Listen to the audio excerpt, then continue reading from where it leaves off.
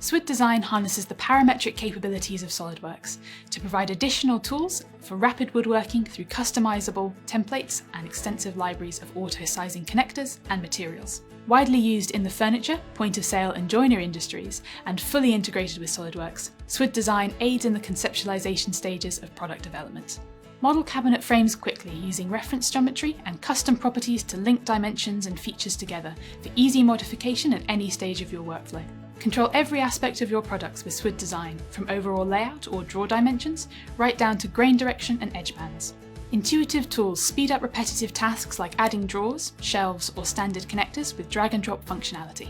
Generate reports and documentation automatically for manufacturing, quoting, and purchasing that contain all of the relevant information from your SWID design in a tidy and readable format.